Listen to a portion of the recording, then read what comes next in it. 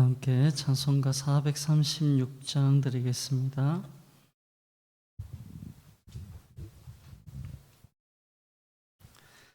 찬송가 436장입니다. 나 이제 주님의 새 생명 얻은 몸 436장 드리겠습니다. 나 이제 주님의 새 생명 얻은 몸 옛것은 지나고 새 사람이로다. 그 생명 내 맘에 강같이 흐르고 그 사랑 내게서 해같이 빛난다. 영생을 누리며 주 안에 살리라. 오늘도 내일도 주 함께 살리라. 주 안에 감추인 새 생명 얻으니 이전에 좋던 것 이제는 값없다. 하늘의 은혜와 평화를 맛보니 아멘. 찬송과 기도로 주 함께 살리라. 영생을 누리며 주 안에 살리라. 오늘도 내일도 주 함께 살리라. 산천도 초목도 새 것이 되었고 죄인도 원수도 친구로 변한다. 새 생명 얻은 자 영생을 누리니 주님을 모신 맘 새 하늘이로다. 아멘.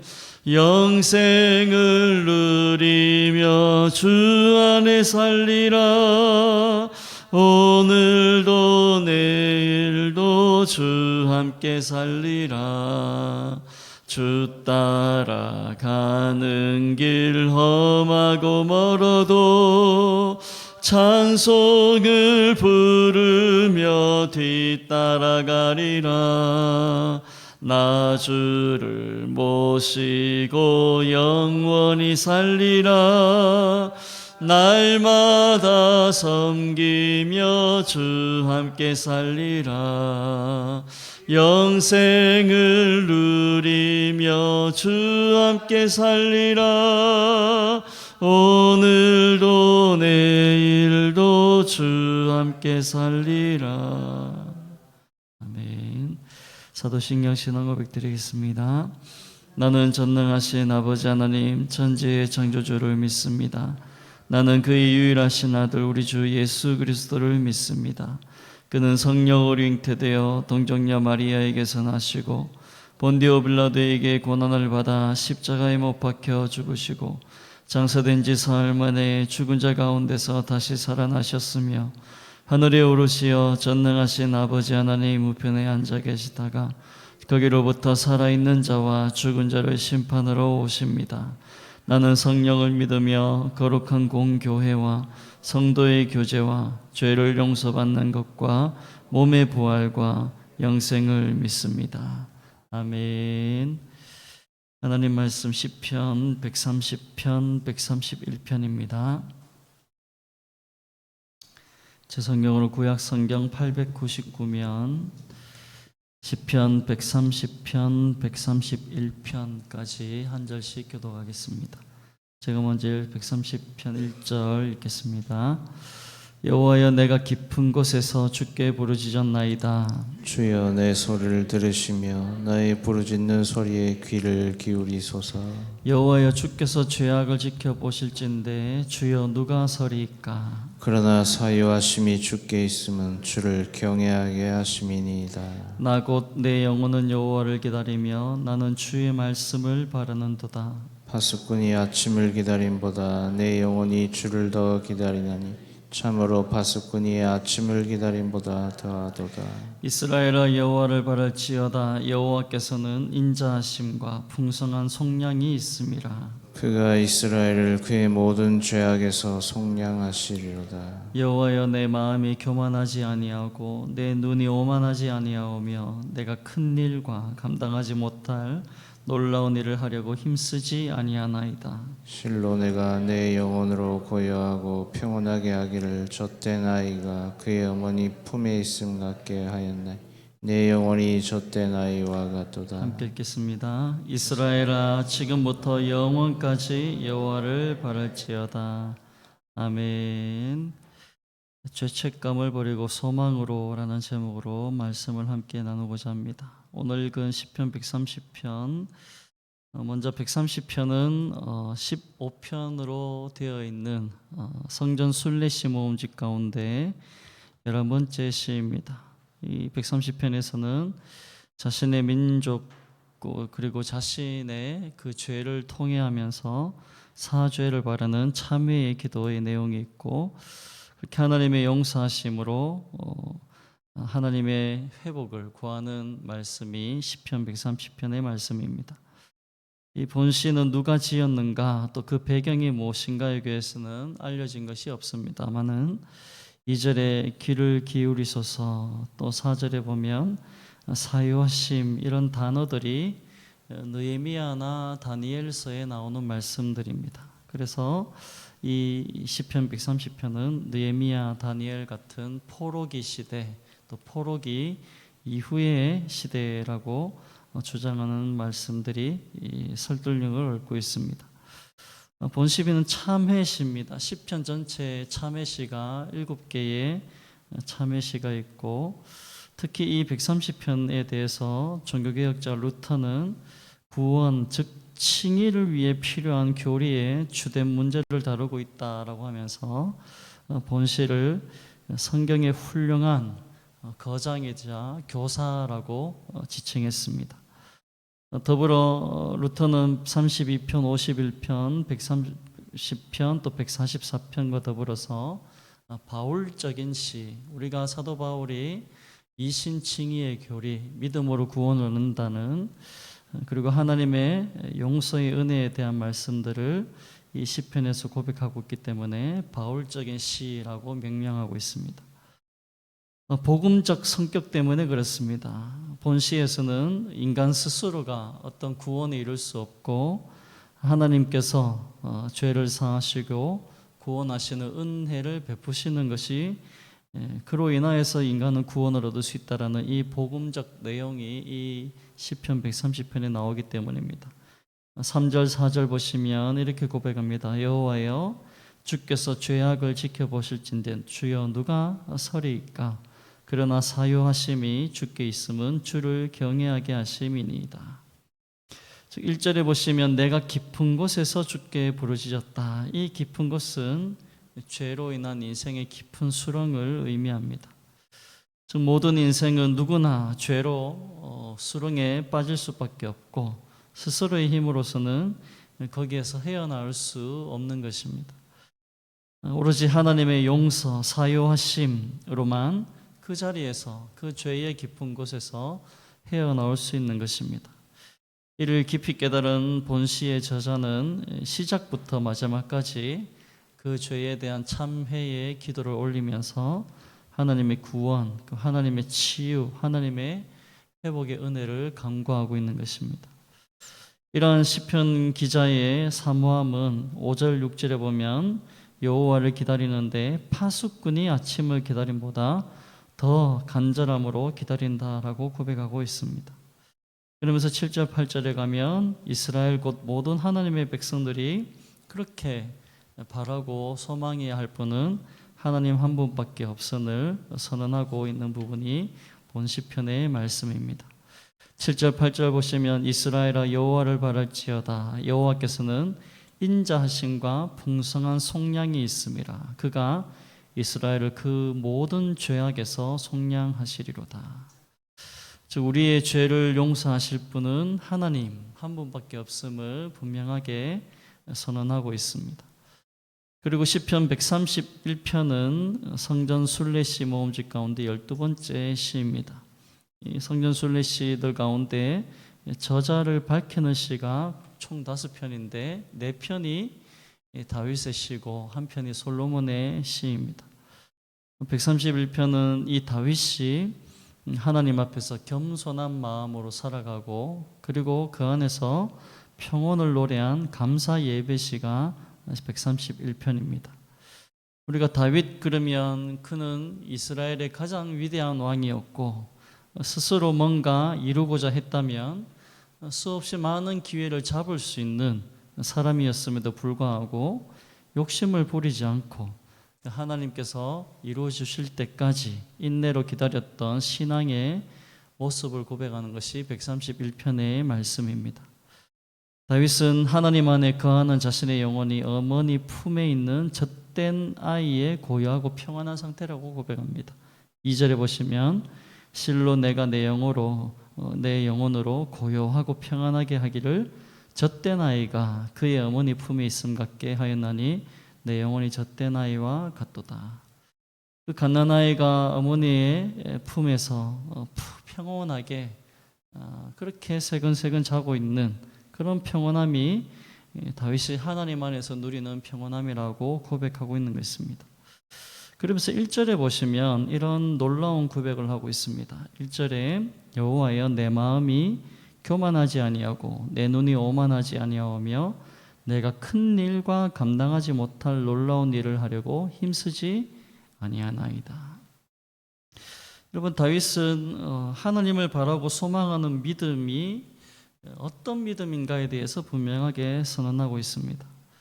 어떤 큰 일을 이루거나 또 그 믿음으로 큰 기적이 이루어지기를 바라거나 또 어떤 그 믿음으로 큰 능력을 하나님께서 행하시기를 바라는 게 아니라 하나님 자체를 사모하는 것 그리고 하나님의 임재를 사모하는 것 그것이 믿음의 방향이고 목표여야 한다라고 분명하게 고백하고 있는 것입니다.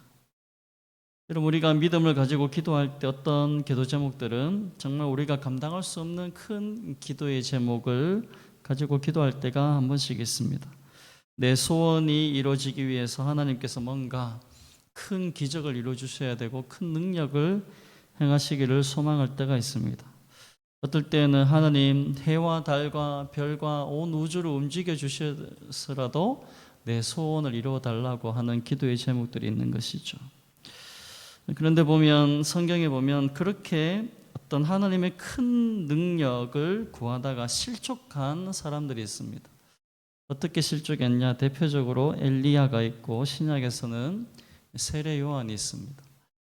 엘리야는 열왕기상 18장에 보면 당시 왕후 이세벨이 궁중 우상 숭배 제사장으로 세웠던 바알과 아세라 선지자 850명과 자신 1명 이렇게 영적 전쟁을 벌였습니다. 여호와의 선지자는 엘리야 자신 하나밖에 없고 바알과 아세라 선지자는 850명이 있었습니다. 각각의 제단을 쌓고 그 제단에 제물을 버려놓고 거기에 불로 응답하는 신이 참신이다. 우리가 잘 알듯이 바알과 아세라를 섬기는 제사장들이 아무리 뛰고 날아도 하늘로부터의 불이 응답이 없었고 선지자 엘리야가 쌓은 제단에 하나님께서 불로 임하신 사건은 우리가 잘 알고 있습니다. 그리고 엘리야는 그 자리에서 왕후 이세벨이 세운 바알과 아세라 제사장들을 다 죽였고 그리고 거기에서 기도함으로 3년 6개월 동안 내리지 않았던 그 땅에 비를 내리시는 기적을 경험했고 또 하나님께서 주시는 능력으로 아합 왕의 마차 앞에서 말보다 빨리 달려나가는 그런 능력도 경험했습니다.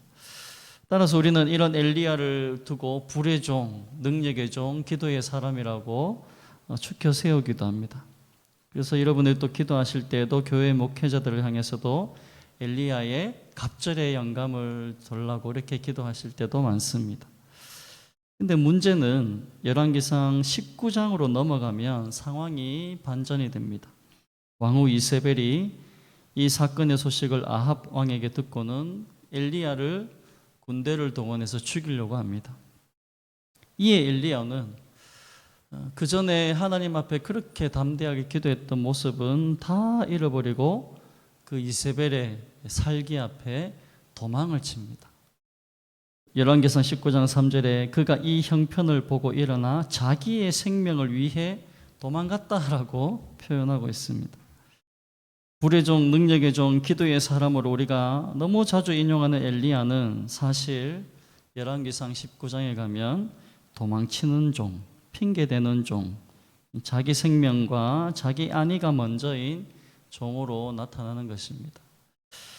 엘리야가 이런 왕후 이세벨을 피해서 도망친 거리가 갈멜산에서 이스라엘까지, 또 이스라엘에서 브엘세바까지, 그리고 브엘세바에서 광야 하룻길을 더 갔다가 또 거기에서 호렙산에 이르기까지 거의 500km에 가까운 거리를 40일 40주야를 그렇게 도망을 친 것입니다.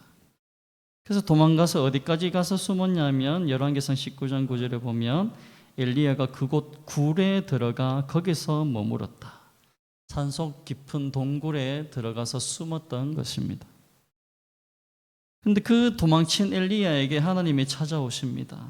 열왕기상 19장 9절에 엘리야가 그곳 굴에 들어가 거기서 머물더니 여호와의 말씀이 그에게 이르시되 엘리야야 네가 어찌하여 여기 있느냐? 그가 대답하되 내가 만군의 하나님 여호와께 열심히 유별하오나 이는 이스라엘 자손이 주의 언약을 버리고 주의 제단을 헐며 칼로 주의 선지자들을 죽였으며며 오직 나만 남았거늘 그들이 내 생명을 찾아 빼앗으려 하나이다.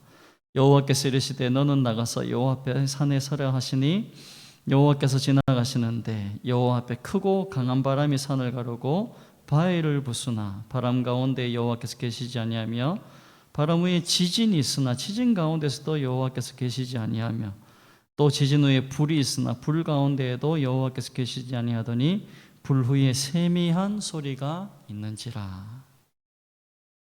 하나님께서 엘리야에게 무엇을 말씀하시고 싶어 하시는 거냐 하는 것입니다.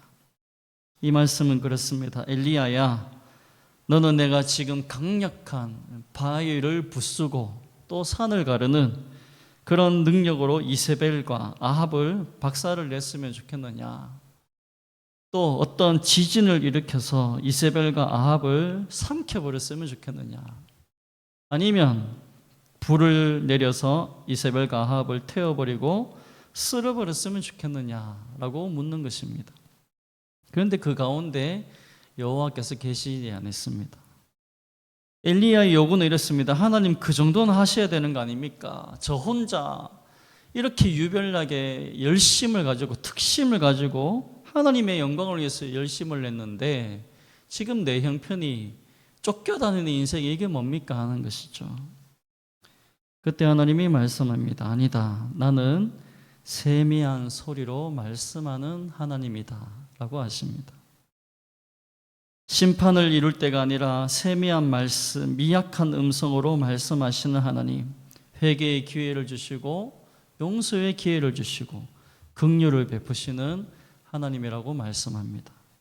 온유하시고 인자하신 하나님의 그 구원의 기회를 주시는 것입니다. 엘리야가 원했던 하나님은 강력한 역사를 일으키고 나라를 뒤집어 엎고 큰 기적과 능력을 행하시고 그래서 모든 이스라엘이 열방의 하나님의 능력과 위대하심과 영광 앞에 엎드려 벌벌 떠는 그런 심판을 행하시는 그 기적을 행하시는 하나님을 원했지만 하나님은 태풍이나 지진이나 불이 아니라 세미한 음성으로 그 인자하시고 온유한 말씀으로 회개와 긍휼과 자비와 용서를 이루시는 하나님이라고 말씀하셨던 것입니다. 엘리야가 원했던 하나님과 하나님 자신의 원했던 방향이 완전히 달랐던 것입니다. 신약에 오면 세례 요한도 그렇습니다. 세례 요한은 메시아의 소식을 전하면서 회개의 메시지를 전했습니다. 많은 사람이 그 앞에 몰려왔습니다. 그러다가 어느 날 세례 요한은 헤롯에 의해서 감옥에 갇히게 되었습니다. 그리고 그 시간이 길어지자 예수님께 자기의 제자들을 보내어서 이렇게 물었습니다. 마태복음 11장 2절에 요한이 옥에서 그리스도께서 하신 일을 듣고 제자들을 보내어 예수께 여짜오되 오실 그 이가 당신이 오니이까 우리가 다른 일을 기다리오리이까. 세례 요한이 갑자기 회의가 들었는지 의심이 들었는지 당신이 메시아가 맞습니까? 아니면 다른 일을 기다려야 됩니까? 라고 물었던 것입니다. 세례 요한이 원했던 메시아관은 다시 이스라엘 백성들이 가졌던 메시아관과 비슷했습니다. 나라를 뒤집어 엎고 백막 타고 오셔서 다윗의 시대처럼 주변의 어떤 국가들도 함부로 대할 수 없는 강력한 나라를 세우실 분, 세례 요한은 그렇게 하나님의 능력과 하나님의 영광을 드러내실 메시아라는데 정작 그 메시아를 전하다가 자신이 감옥에 갇히는 상황이 온 것입니다. 그래서 묻습니다. 당신이 메시아 맞습니까? 우리가 다른 일을 기다려야 됩니까? 그래서 예수님이 뭐라고 대답하셨는가? 마태복음 11장 5절에 맹인이 보며 못 걷는 사람이 걸으며 나병 환자가 깨끗함을 받으며 못 듣는 자가 들으며 죽은 자가 살아나며 가난한 자에게 복음이 전파된다 하라. 누구든지 나로 말미암아 실족하지 아니하는 자는 복이 있도다. 핵심은 이렇습니다. 세례 요한이 원했던 메시아와 지금 예수님 오셔서 메시아로서 사역하시는 역사가 달랐고, 그래서 세례 요한이 실족함으로 울었던 것입니다. 그런 요한에게 예수님은 요한아, 나는 네가 바라는 그런 메시아가 아니다. 나라를 뒤집어 엎고 강력한 국가를 세우는 자가 아니라 가난한 자에게 복음을 전하고 그들의 영혼을 구원하는 자로 왔다라고 말씀하셨던 것입니다. 말씀을 맺겠습니다. 오늘 시편 130편, 131편에 동일하게 여호와를 바랄지어다라고 하십니다. 130편 7절에 이스라엘아 여호와를 바랄지어다. 131편 3절에도 이스라엘아 지금부터 영원까지 여호와를 바랄지어다라고 말씀합니다. 여러분, 우리는 어떤 하나님을 바라고 기대하고 있습니까? 하나님을 바라는 우리의 믿음은 어떤 기적, 어떤 능력, 내가 원하는 소원이 이루어지길 위해서 그런 하나님의 위대함과 능력이 나타나야 된다라고 그렇게 하나님을 바라고 있습니까? 시편 130편에서는 그런 바라는 믿음이 아니라 내 죄를 건져주시고 내 죄를 용서해 주신 하나님의 인자와 풍성한 속량을 바라라라고 말합니다. 다시 말해 구원의 하나님, 용서의 하나님. 그리고 시편 131편에서는 어떤 큰 기적 능력을 행하시는 하나님이 아니라 내가 용서받은 자로서 그 품 안에 있음을, 그 하나님의 자체를 구하고 살아가는 믿음으로 하나님을 바라라라고 하고 있습니다. 엘리야처럼 우리 믿음에 지진이 일어나고 태풍이 일어나고 불이 내리시기를 원하고 있는가? 세례 요한처럼 강력한 능력과 강력한 역사와 강력한 기적이 일어나기를 바라고 있는가? 하나님을 대답하십니다. 나는 세미한 소리로 다가오는 하나님이다. 예수님은 응답하십니다. 나는 가난한 자에게 복음을 전파하고 영혼을 살리는 자로 왔다라고 말씀하십니다. 다윗은 이 진리를 깨닫고 131편 1절에 이렇게 고백합니다. 여호와여 내 마음이 교만하지 아니하고 내 눈이 오만하지 아니하며 내가 큰 일과 감당하지 못할 놀라운 일을 하려고 힘쓰지 아니합니다. 누가복음 10장에 보면 예수님께서 제자들에게 병자가 고침을 받고 귀신이 떠나가는 것이 중요한 것이 아니다라고 하시면서 진정 믿음에 있어서 중요한 것이 뭔가를 이렇게 말씀하십니다. 누가복음 10장 17절에 70인이 기뻐하며 돌아와 이르되 주여 주의 이름이면 귀신들도 우리에게 항복하더이다. 예수께서 이르시되 사탄이 하늘로부터 번개같이 떨어지는 것을 내가 보았노라. 내가 너희에게 뱀과 정갈을 밟으며 원수의 모든 능력을 제어할 권능을 주었으니 너희를 해칠 자가 결코 없으리라. 그러나 귀신들이 너희에게 항복하는 것으로 기뻐하지 말고 너희 이름이 하늘에 기록된 것으로 기뻐하라.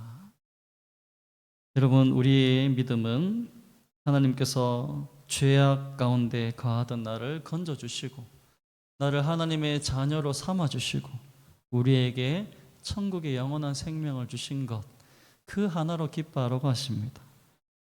내 믿음으로 어떤 기적이 나타나지 않고 능력이 일어나지 않더라도 우리는 하나님을 아버지라 부르고 있고 예수님을 주님으로 고백하고 있습니다. 이것 자체가 평생 갚지 못할 기적과 은혜를 받은 것입니다.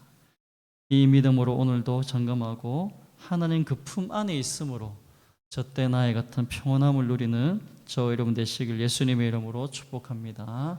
기도하겠습니다. 살아계신 하나님 아버지 감사드립니다. 오늘 시편 130편에서 시편 기자는 파수꾼이 아침을 기다림처럼 하나님의 임재를 기다린다고 고백하고 있습니다. 시편 131편에서 다윗은 내가 그 하나님 품에 있음으로 인하여서 기뻐하고 감사하며 어떤 큰 능력, 큰 역사가 나타나기를 내가 교만히 구하지 않는다라고 고백했습니다. 하나님, 이 새벽 우리가 기도하는 기도의 모든 제목들, 하나님께서 내 죄를 용서해 주시고 하나님 자녀 삼아 주시고 오늘도 하나님을 아버지라 부를 수 있고 그 천국의 영원한 은혜를 이미 주셨는데 이것만 해도 내가 갚을 수 없는 은혜를 받은 자임을 알고 그곳에 만족하며 감사하게 하여 주옵소서.